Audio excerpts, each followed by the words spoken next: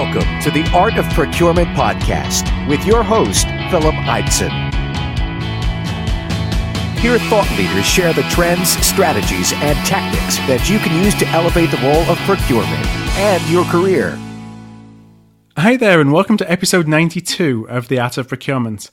And today's guest is Sylvain Mansotte, the CEO and co-founder of Whistleblower.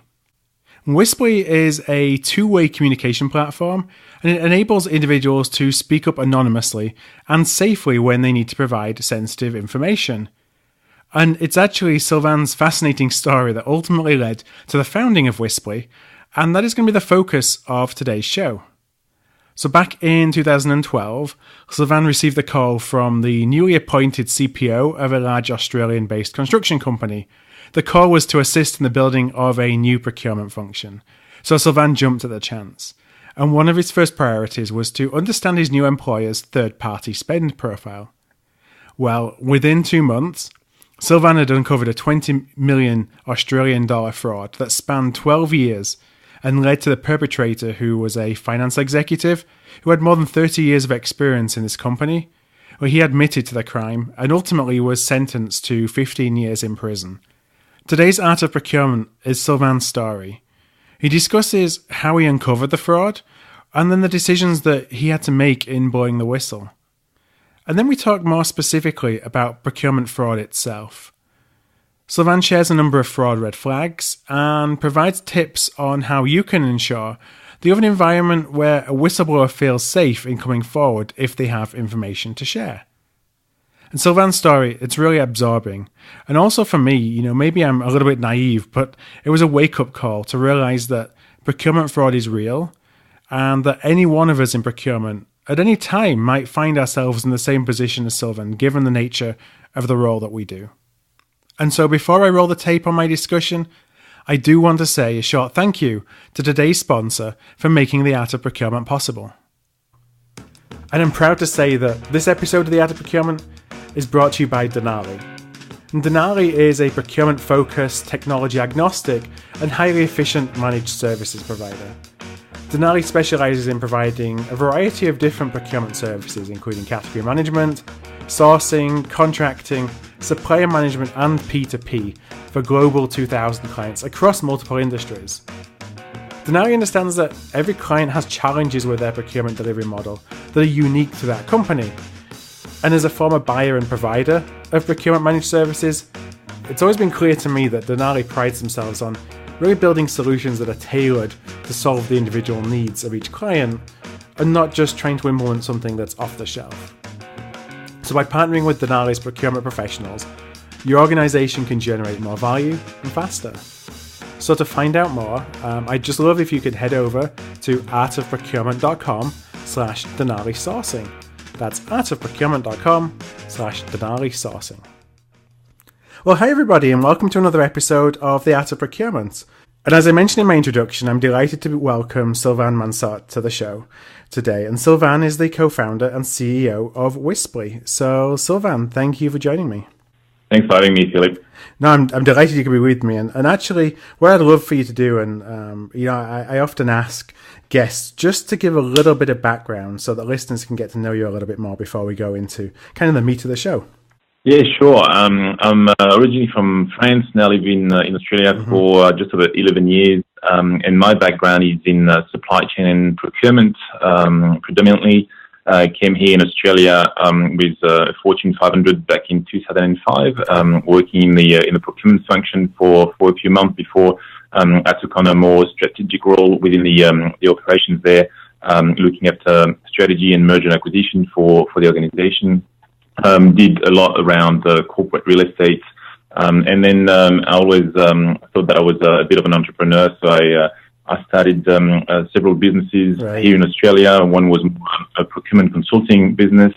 The other one had nothing to do with procurement, really. It was more a recreational business where I was running big plastic bubbles on swimming pools with kids running like so that was quite a lot of fun, but it was just not me. And then went back into the corporate world for a while until I became a whistleblower, actually, and that changed really everything else that happened afterwards. Yes, so, one of the things I wanted to do today, really the topic of the conversation is to talk about procurement fraud and whistleblowing. And there's really nobody, I think, that's better situated to talk about both of those subjects. And, you have a very unique perspective of which to talk about it. So what I'd love to do first is really just for you to share your story. Maybe you can give a little bit of context and then just go into a little bit of detail about your experiences ultimately as a whistleblower. Yeah, sure. It's actually when back in 2012, when I wanted to go back into the corporate world, that I got a call from the head of procurement of a very large organization based out of Australia, but that operates in pretty much every part of the world, called Leighton Contractors, and Leighton operates in mining, construction, engineering. And I got the role to help build the procurement function. Right. Because interestingly enough, that company was spending billions of dollars every year in buying products and services from vendors around the world, but didn't have a procurement function. It was all fragmented on projects. And so the board had a good idea about setting a procurement function, got a head of procurement in the job. That head of procurement was then building the team, and I was employee number 5 in that procurement team.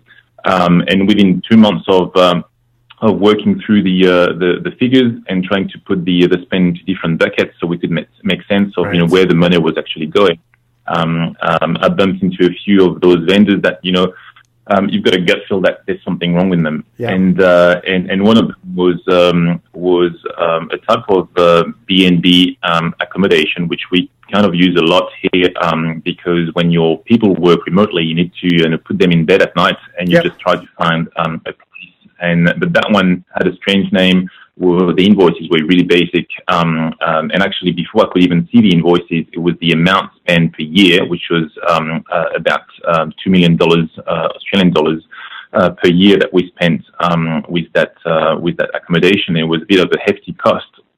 And so I put that one away or aside with a few others, then rang accounts payable to go and check what was on those invoices, and the guy at the other end just picked one of them out of the system and read to me, it's that supplier, it's for consulting services for the period ending June 2012, and the amount was about $57.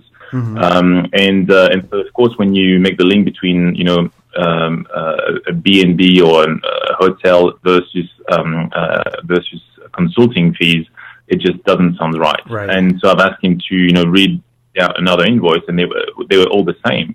So that's when really I got access to the ERP system to just go and see what was on those invoices. And I tracked about 300 of them in the system back to year 2000, and it just didn't sound right. So and all the invoices were ranging from about $50,000 to $250,000. Right. And I decided that I will put that business number, because here in Australia we've got business numbers when you register a company with the government, and I put that into a public database, and it gave me a name, and I don't know why I just put that name into the directory of the company, and it came back up as being a GM Finance. Wow. And that's when actually I think my whole world stopped for a while. I guess, because I knew that potentially I was onto something. But the interesting thing about being a whistleblower, even though at that time I didn't know I was a whistleblower, I was just crunching numbers and looking at information like you do every day when you're in procurement.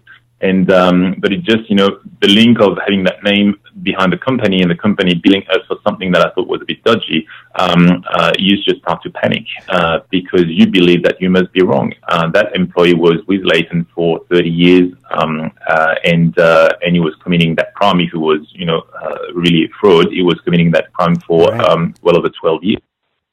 So the first thing that you realize is that actually, yes, it just can't happen. You've been in that business for 2 months. You're still on probation. Your wife is expecting baby number 3. Wow. It just can't happen. So it took me about 4 hours to actually try to convince myself that I was wrong. Right. I was going through the invoice, going through all the data that I had, and just trying to convince myself that, because at least 50 to 100 people saw exactly what I saw in the system, and no one said nothing. So obviously I must be wrong. And that's the worst thing into an individual. It's actually, you pick up something that is suspicious, and you're not comfortable in talking about it because your brain is actually your worst enemy is playing against you. Yeah, and the gut feel though, you probably knew that this was true. Correct. You kind of trying to convince yourself otherwise, but you really knew that it was. And that's why the human brain is built in such a way that it could be your best ally and your worst enemy. And in that case, it was both, and they were fighting with each other. So and that's why it took me a good part of half a day to go to the next step, which was okay. So now I believe this is wrongdoing. I'm being a good person. I want to be able to raise that to someone that can verify the facts. And so I went onto the intranet of the organization, which, by the way, I was quite lucky because when you work in this type of organization, most of the employees just don't have access to the intranet because they're digging a hole, on a mining site or they're on a construction site, but they're not sitting in an office. And again, it took me a good part of 30 minutes to find out whether or not the organization had subscribed to one of those whistleblower platform or third-party provider of whistleblowing services. And luckily, Leighton did at the time, which is a good thing. And I had 5 different channels that I could use. One was the hotline, the phone. Mm-hmm. Another one was a form on the internet. I had a fax. To be honest, I'm just over 39 years old now, and I never used a fax in my entire life. I'm with you there. Yeah, I had access to a PO box, so I could send mail through it, and I had access to an email address. But all those channels were actually either not anonymous or didn't have the two-way communication. So if you put something in the mail, you can't communicate with with whoever is going to receive that mail. If you do it by fax, it's going to be the same thing. And then the other system, like the hotline, being French by background, I can tell you there was not that many froggies around at Leighton, so it was quite easy to pick up my accent. Mm-hmm. So I didn't feel comfortable in calling anyone. Same thing with the email address or the form on the internet. They could have tracked my IP address. And again, it's all about that first message. You think you've picked up something, but you're not sure, even though you're sure. So you want to tell someone, but you don't necessarily want to expose yourself, because if for whatever reason you're wrong, then one, you look stupid, and two, it's highly likely that your job is going to stop one day or another because what you've picked up was actually not fraud. So it's all that ambiguity around suspecting wrongdoings and how do you report it while remaining in a safe position. Yeah, it's like you want the company to find that you're actually wrong. Because you don't want this to be the truth. And like you say, the moment that you put your name to it, then that has all kinds of unintended consequences, I'm sure, within the organization, particularly if it turns out that you have missed something, and even if you haven't.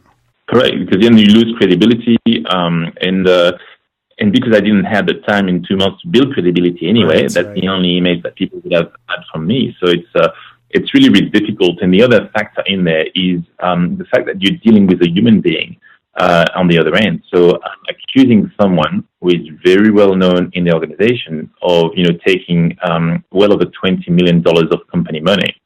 This was then the largest fraud in Queensland, which is one of the states in Australia. And so it was potentially really, really big. And I knew that person, had a wife and daughter.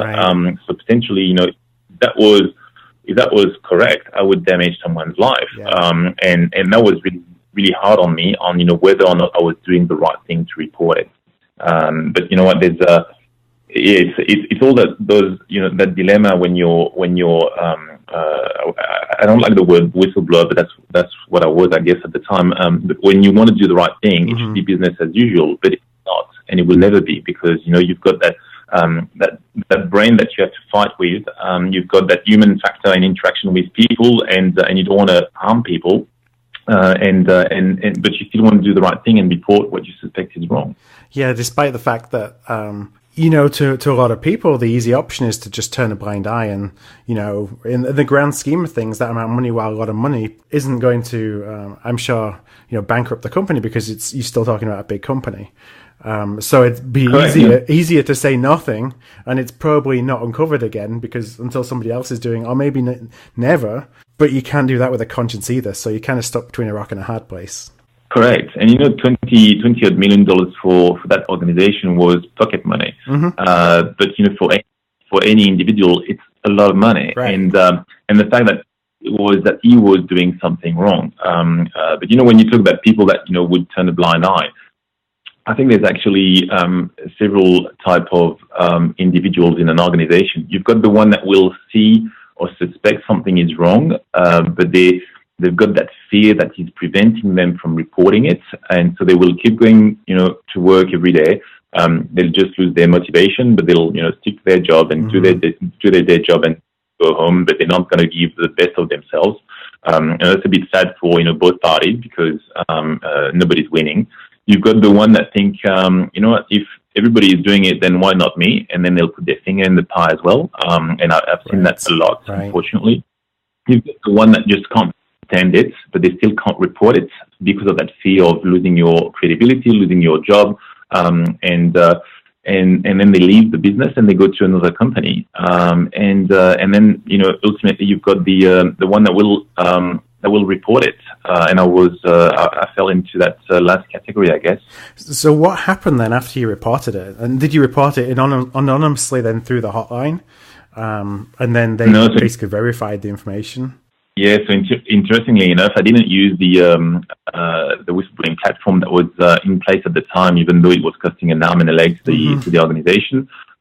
And I didn't use it for the reason I mentioned before, which was the fact that I would not be either anonymous or I wouldn't have the opportunity to have that two-way communication. Yeah.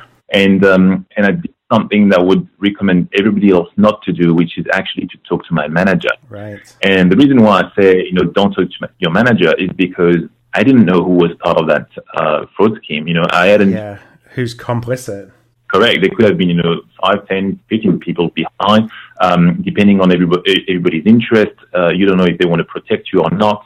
And again, if I was wrong, I guess my boss would have, gone to the conclusion that Sylvain was maybe not good enough for the team, and she would have terminated my employment contract.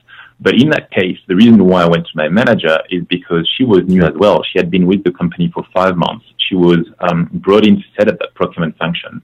And she was a bit of a shark and still is actually. She's now running the procurement function for the largest supermarket chain here in Australia.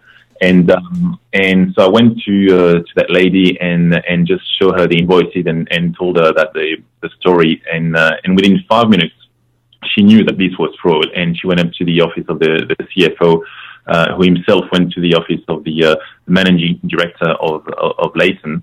And that's how everything, unfolded at the time. The next day, the employee was interviewed and is what we called a likable fraudster. So you've got two categories of fraudsters. You've got the likable fraudsters and you've got the arrogant fraudster. Right. And the likable fraudster, those guys, is they will tell you everything within 5 minutes. So he acknowledged that, money from the company. He will tell you exactly how much of it. He will tell you where the money was gone. But unfortunately, with likable fraudsters, there's usually not much money left because they would spend it in, call girls and prostitutes. Right. And in his case, it was also race. So everything is wasted. And to the opposite, you've got the arrogant fraudster that will deny everything for days, if not weeks or months. And but the beauty of those guys is they're usually really good at investing the money. So they will buy assets somewhere, so you can always recover most of it.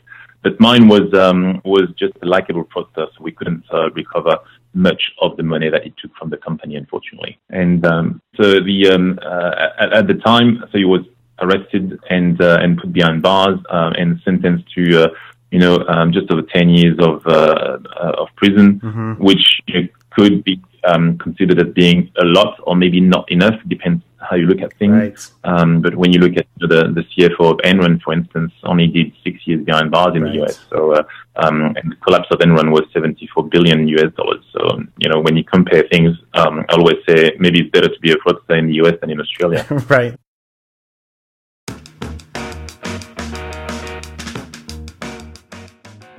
I just want to take a quick pause to tell you a little bit more about today's Art of Procurement sponsor, Denali. And Denali is well known throughout the procurement industry for the quality of the training that they provide, both as a service to their clients and also in how they develop their own employees. And with so many training options available, I wanted to understand what Denali finds as the types of training that provide the greatest ROI. And so I went straight to the source. My name is Suzanne Raghi. I'm a director at Denali and I lead the Center of Excellence, and I'm also responsible for our Denali Academy service offering. The biggest ROI for clients is really in the training that helps the learners change their behavior. If it's only about acquiring knowledge and then you put it in a drawer and it's gone, it's not very applicable, it's not very helpful. The training that is the most relevant is really the one that will equip learners with the right skill set. The more we can get learners to apply the knowledge in their day-to-day jobs, the bigger the ROI. And that's why our training focuses on application. So yes, we have the knowledge piece. We put that into e-learning modules, but the classroom training is really focused on exercises, role plays, applying the knowledge that you acquired. At Denali, the training of procurement professionals has been built from the ground up with a focus on your ROI. To learn more about how Denali can help your team develop their procurement capabilities, visit denaliusa.com/academy. That's denaliusa.com/academy. Okay, let's go back to my conversation with Sylvain. What were some of the lessons then that you took from this entire experience? Because it's a pretty harrowing experience. It's something that you don't go to work thinking you're going to uncover this. And, the moment, like you say, the moment you realize you've uncovered it, it's kind of your whole world changes. Correct. It's interesting because nobody thinks that, you're going to be a whistleblower one day. Right. It just doesn't happen that way. It took me, weeks to actually realize what I did. Because what was on my mind at the time was the impact that this would have on that person's life.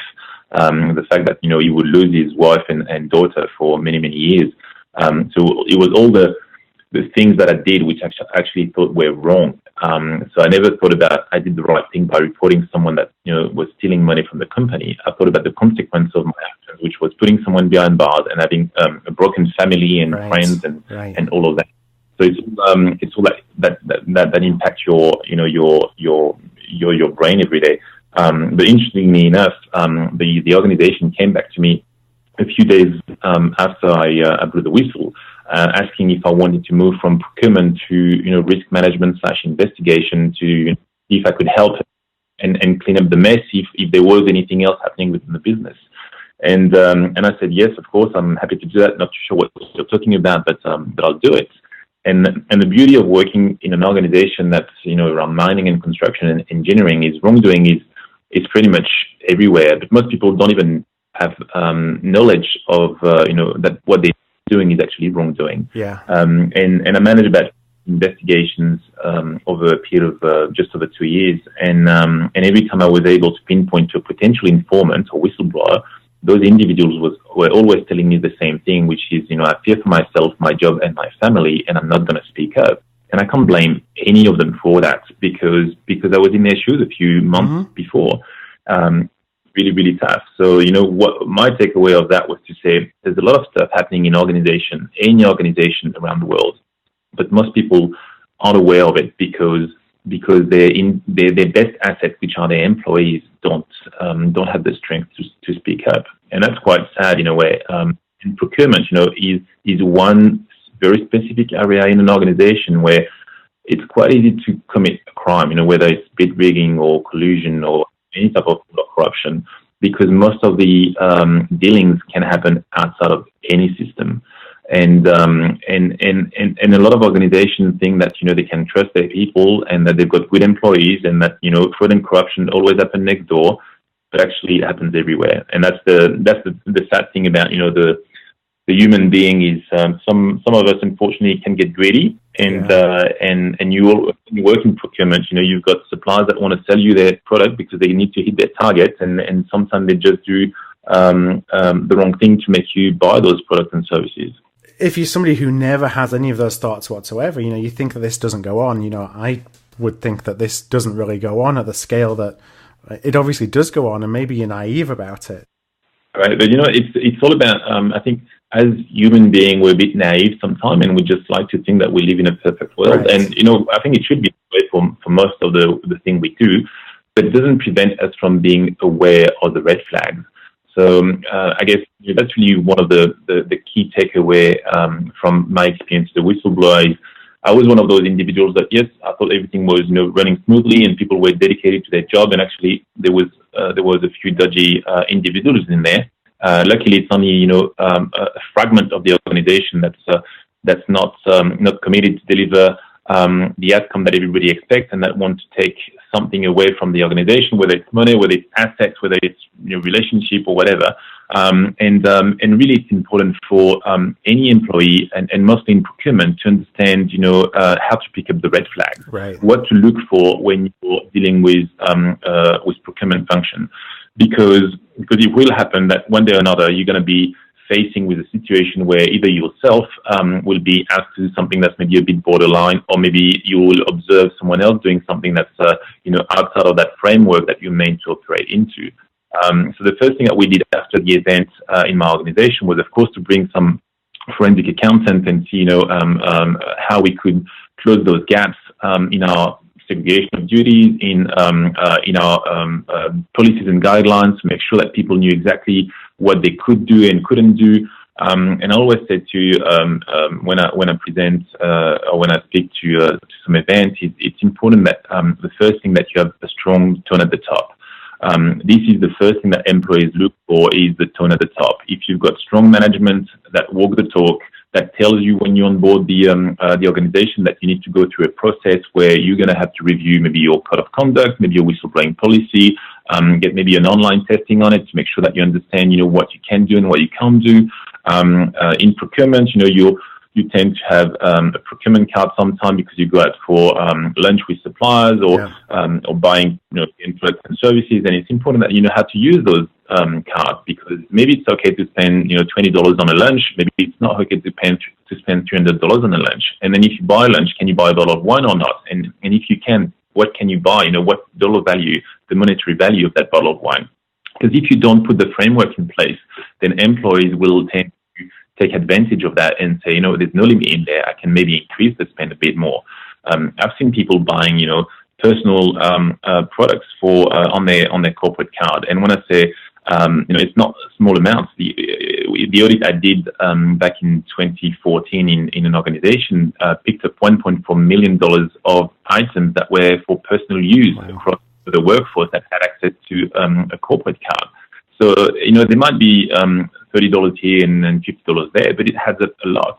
So it's all about making sure that your employees understand the rules of the game and the framework in which they operate into, and making sure also that the manager verify the expenses, verify had regular meetings with their colleagues, maybe go and attend some supplier meetings, make sure that everything is running smoothly.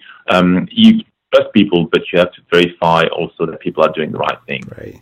And it's not even necessarily about a monetary value, is it? It's just the action. So, you said some people may put $30 or $50 on their card, but even putting $30 or $50 on the card is the same action as racking up a bill of $1.5 million. You're still taking from the company something that, isn't yours.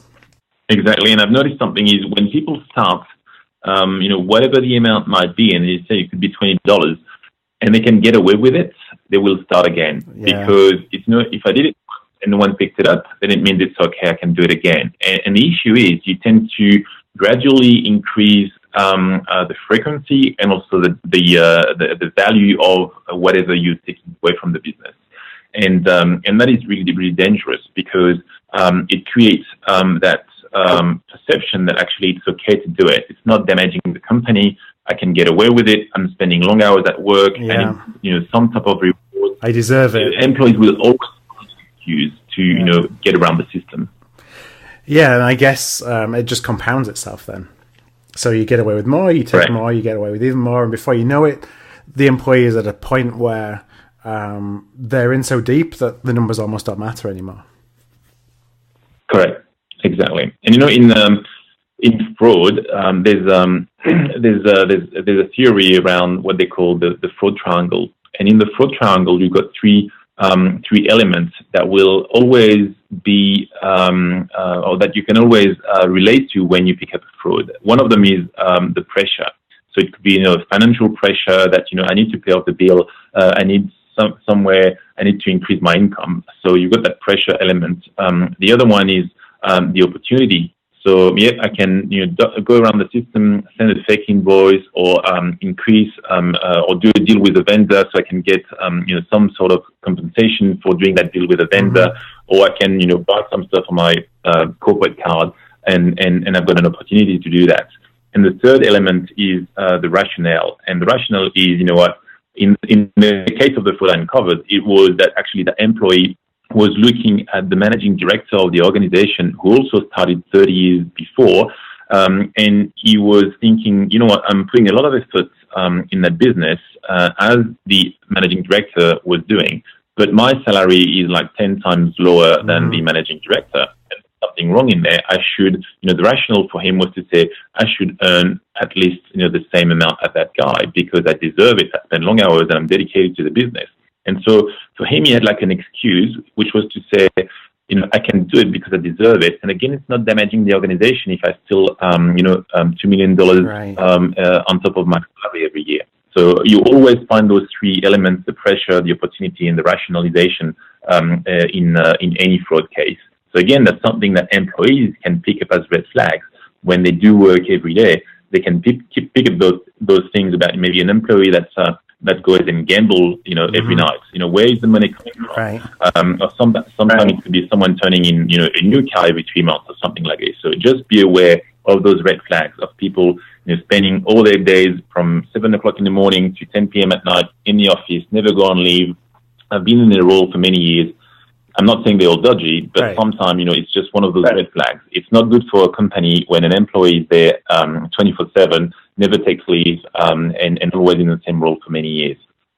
So people should be aware of that. So how, as a company, can you encourage a whistleblower to come forward? You talked about the fact that Leighton had all these controls in place, or they had these opportunities, these avenues for you to go to, but you still didn't feel comfortable. They probably thought they were doing the right thing. The reality is that as an employee, you still didn't feel that those offered you the protection that you needed. So what can a company really do? So again, I think it all goes back to first the tone at the top, the fact that people talk openly about potential problems in the organization. So an organization should not bury their head in the sand, thinking that they can trust everyone and we live in a perfect world. So they should be aware of that. They should communicate to their people.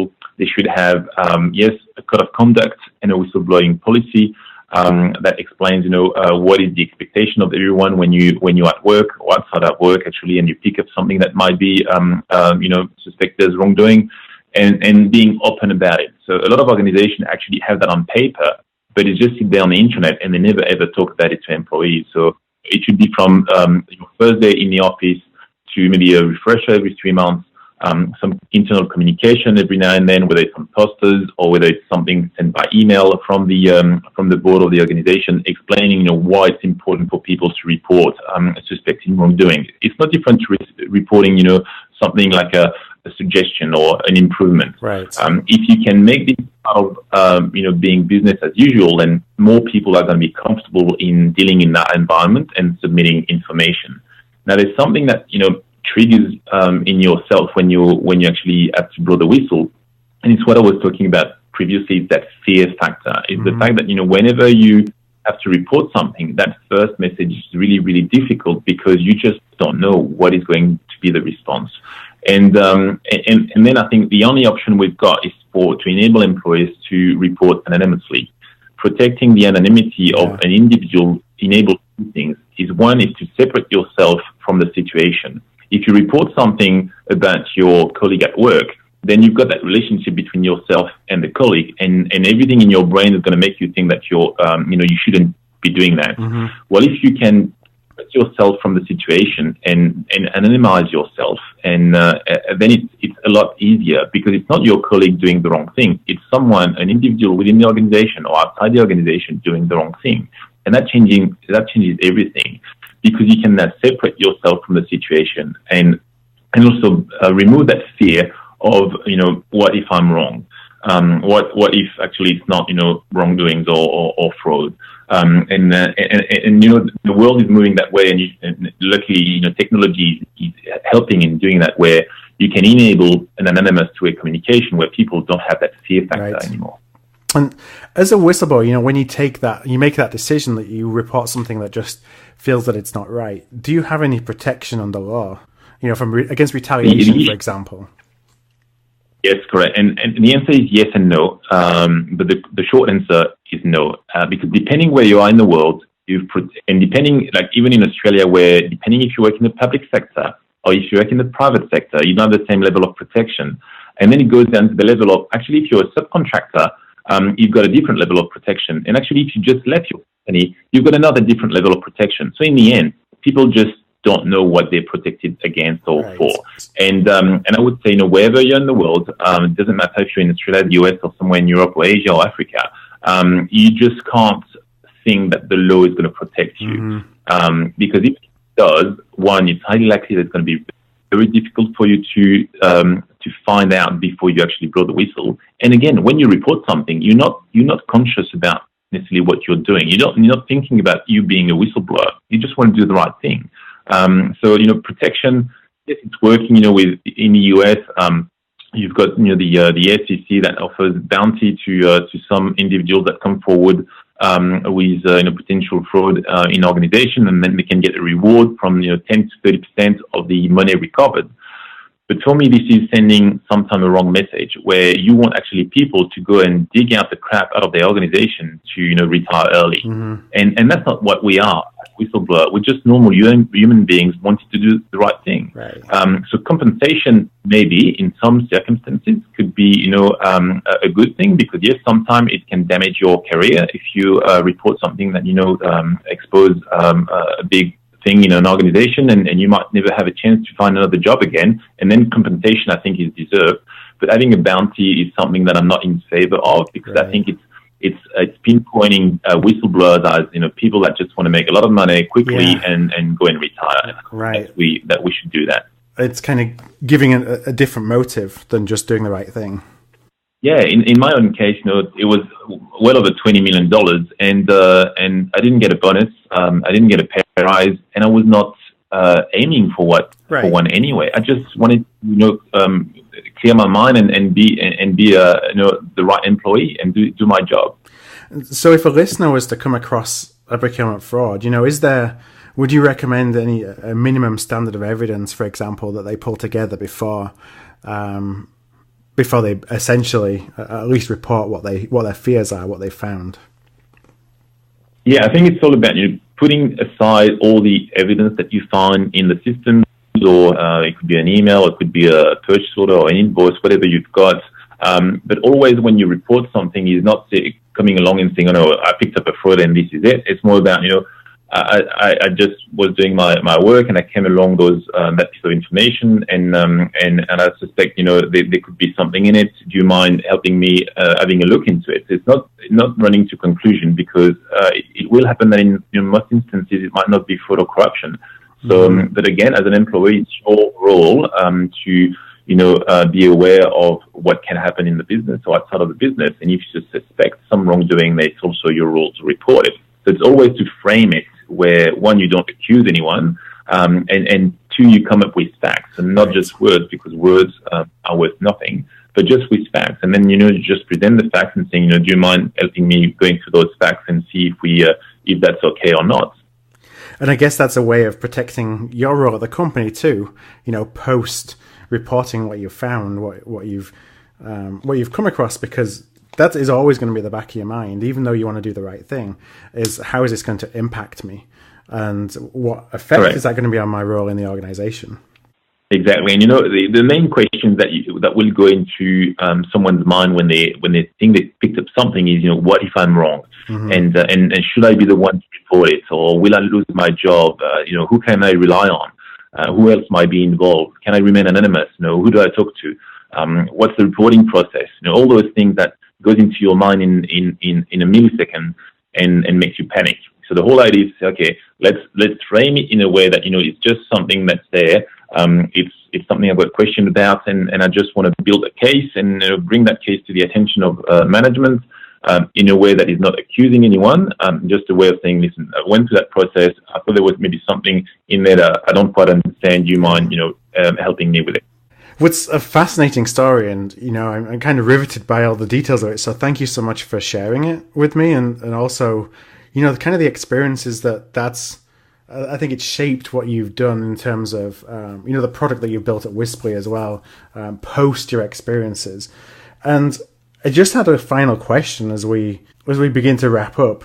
There's going to be fear. I know if I came across this, the first thing is going to be fear, because you start thinking about your family as opposed to doing the right thing necessarily. So what would you say to people who feel that it really just isn't worth the hassle, and that they'd rather just keep quiet than really reporting any potential fraud that they may come across? This is a tough question because, again, all the investigation that I ran in that organization, and whenever I was able to pinpoint a potential informant, and all of them said, I don't feel comfortable in coming forward. Mm-hmm. I can't blame them because I know how challenging it is. So I'm not really here to tell what people should be doing because we're all different. I'm just what I can do is help organizations to understand what they can do to brief their people, to make them feel comfortable, to enable them with some tools that actually, are going to protect themselves, whether because they're, anonymous reporting channels, or because they've got those maybe tool shops or workshops where they can openly talk, with each other and raise potential red flags. But as an individual, we're all different and very different, and we know that the potential is going to have a dramatic impact on us. I always say to myself that I was one of those lucky ones because I didn't get fired. I didn't get vilified. Yes, I got a promotion, didn't get the pay rise, but that was okay. I was able to learn, a new job by becoming a risk manager / investigator. I was also able to, nurture an idea in the back of my mind. It took me actually 2 years to realize that, I could come up with some piece of technology and software to enable that anonymous two-way communication. It took me another, few months to realize that actually this could be applied to other part of life, like our kids at school where they get bullied or they see drugs and violence around them and they don't like to talk. They don't report it to the principal of the school or the counselor. And we can actually enable those kids because they all like to chat. We can enable them to report things anonymously and having a two-way communication with the counselor or the principal of the school and helping them dealing with their problems. And that's how I came up to, develop other solutions for domestic violence, schools, law enforcement authorities, and so on and so forth. So for me, it was what happened to me was a blessing. It helped me grow myself, but I always relate to that event. And even though it happened, 4 years ago, nearly to the day, with me pretty much every day because it's something that changed my life. Yeah, it's really shaped your future direction since that day basically, and the things that you talked about and where it took you in ways that you could never have imagined 4 years ago. Definitely not. And every day is there's new opportunities. So what happened to me was actually a bit of a revelation where every day that we work with our team now globally, we always think about whenever we can get a new organization or a new school on board, it's potentially saving someone's life, it's potentially helping someone to do the right thing. So we're all here to do the right thing. We always think that we're not quick enough or fast enough because we'd like every organization out there or every school, every aged care facility, every government agency to use our system so we can help people and those organizations can help their best assets, which are their people, to actually speak up openly and without fear. That's the most important thing that we're doing now. Well, if any listeners are interested in looking at how to better combat fraud within procurement, but also within our organizations, because as a procurement function, it's something that we have a responsibility on over and above just our teams. I would absolutely recommend that you reach out to Sylvain. And to that extent, Sylvain, I just wonder if you could share some contact details, or maybe where listeners, if they would like to continue the conversation, where can they find you and where can they find a little bit more information about Whistly?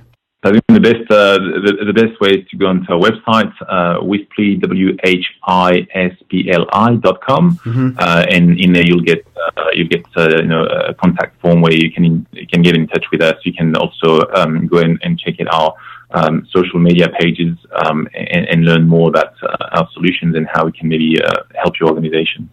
So, Sylvain, I just want to thank you very much for your time today, for spending time with Art of Procurement listeners, and for sharing your story. It's a fascinating story, and just something that I really appreciate you taking the time to sit down and walk me through and kind of share some of your thinking that we can all learn from if we're ever in the same situation. So, Sylvain, just thank you so much.